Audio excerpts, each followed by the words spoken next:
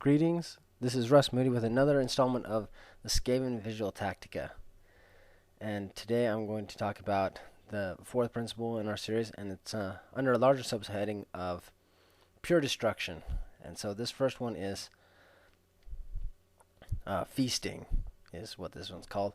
And we're going to talk about certain Skaven units and the best way, or these are some of the units that really kill a lot of the enemy, rather than just sitting back and slowly, doing a couple wounds here and there and slowly, killing off whatever's in front of you. These units will do it much faster. So to go off this list, put together some 2,000 point lists, and this what you're looking at here is we have a unit of 6 rat ogres with 3 pack masters behind them, 6 plague sensor bearers, 37 storm vermin. BSB is in there, a chieftain with Skaven brew and Queek head taker, and then they've also got the head taker upgrade, which is just nasty, by the way. And here are 6 more sensor bearers, 39 plague monks with a plague priest and a doom wheel. Facing off, here are the dwarves, 15 slayers, about 17 or so great weapon quarrelers, 30 iron breakers, 40 longbeards with great weapons, and 21 hammerers. And there's some characters in the quarreler unit, the BSB and the lord. So dwarf first turn, they had less drops, so they position pretty much to prepare to accept charges and try and maneuver a little bit. Skaven turn. The Doom Wheel moves way out to try and hit into the flank.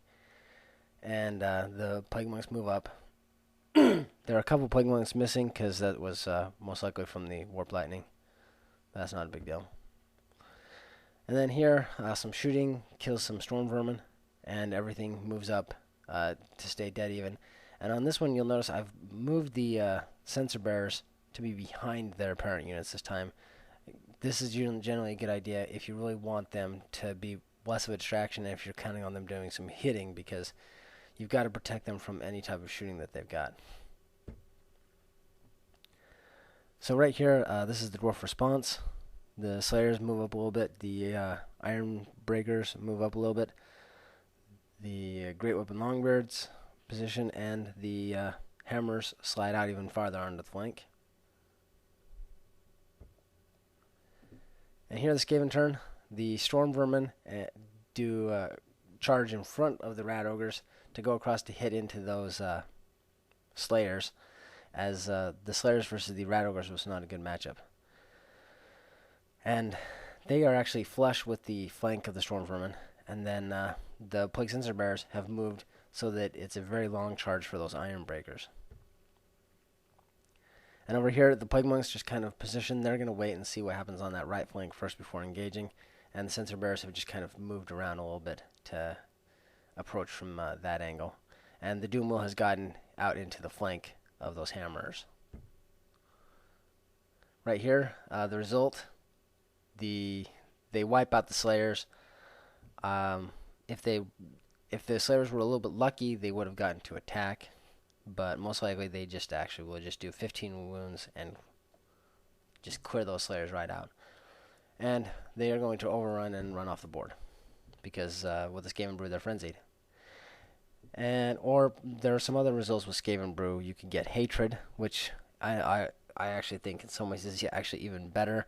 The only result you don't want is a 1, and that's why I think it's actually worth the 50 points, is if you want to talk about increasing the fighting unit, and especially when you've got the Queek Storm Vermin. If you've buffed them up, I mean, you have the potential if you've got Skaven Brew in that unit also, so their weapon skill 5, their effective strength 5, and then you might end up having the entire unit be death frenzied the entire time. It's just sick. So right here, that left the rat ogres to take both of these charges. To just kind of sit. The dwarves get a little bit closer and have committed and decided that, one way or the other, they've got to get these plague monks to charge. They can't wait for that right flank to resolve itself. And this is the result here. The Rat Ogres lose combat. They do quite a few wounds to those Great Weapon Quarrelers, but in the end, they get pretty much pushed off the table. So the Skaven turn to counter.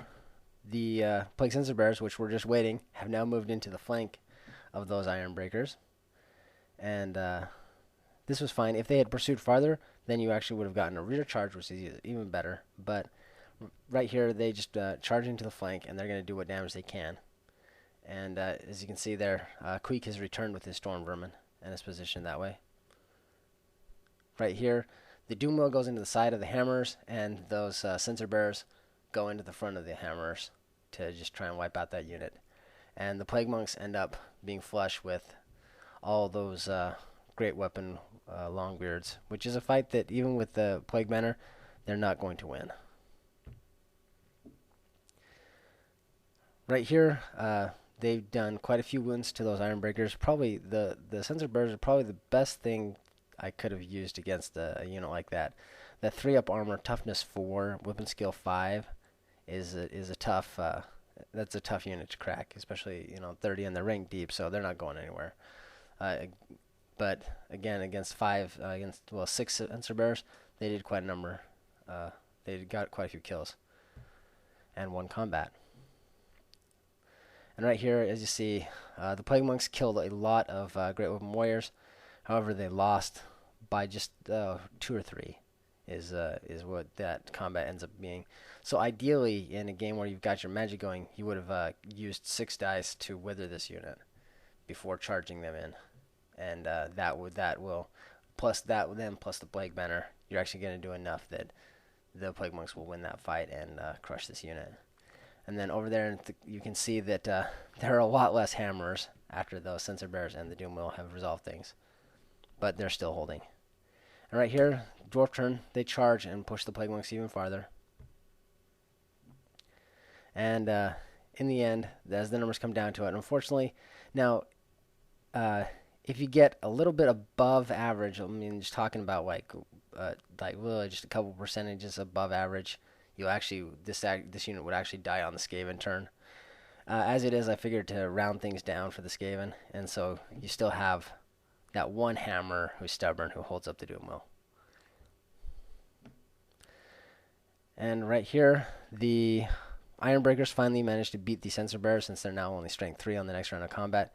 However, since they're dwarves, they failed to run them down, but that doesn't matter. They're not going to rally, so I just remove them. And you see the Quarrelers have done the only thing they can, which is turn around and reform and try and do their best to receive the oncoming charge from Queek. So Skaven turn. The Doom Wheel finishes off that one guy. And over here, Queek charges in, and this unit gets annihilated. And the BSB then had to make it would have been rerollable double ones to stay, so he's dead. And there's the unit, and they're like that, staring at those Iron Breakers. And on the Dwarf turn, so the Great Weapon Warriors turn to reform, and the Iron Breakers turn around to prepare to try and take on Queek and those Storm Vermin. And meanwhile, the Doom Wheel is off. I just moved it out of the way and kept it out of doing anything pretty much, because it could have possibly gone into those Great Weapon Longbeards, but odds are that that's a losing proposition for the Doom Wheel, and you're just going to give up your 150 points. So best to just keep it out. There is the chance of the Doom Wheel. The thing is, it's going to go in, it's going to win combat, but then they're eventually just going to kind of push you back and try and run you down, which might not happen. At this point, since it's turn 5, turn 6, you just save the points and you just say, whatever. And right here, Queek and his Storm Vermin charge in against the Iron Breakers, and again, the inevitable happens, that they die. So, Queek and his upgraded Storm Vermin, and then with Skaven Brew added in there, it is a ridiculous combination. And so, as you can see, at the end, you're left with about a little more than half of that unit of 40 Great Weapon Longbeards, and they're just kind of sitting there by themselves. and the Skaven have 200, more than double the points. So 500, 600 more points than the dwarves do at this point. It's a clear victory for the Skaven. And hopefully this is clear and you can see the idea. And when you're looking at pure destruction and inflicting mass casualties to win, the idea is to pick, to create that elite unit, or to create a bunch of units that will do very well in combat, and then just run in and smash things. The strategies are not. The only thing you have to watch out for is what you want to do is you want to pick your fights as best as you can. And right here, what I did to set things up is initially I set up the Skaven and then let the dwarves set up after. I just set up the dwarves after that to pick pretty much the best dwarf matchups that they could get. Even with that, this fielding nothing but units that just kill things, you can see the result. And ideally you would have gotten off 1 or 2 key spells in there. Of course, you're playing dwarves, so the fact that there's no magic, it just kind of plays like you're playing dwarves. But anyway, that is that's this little bit of Tactica and Destruction. Feel free, post your comments, questions, and thanks for watching. Bye.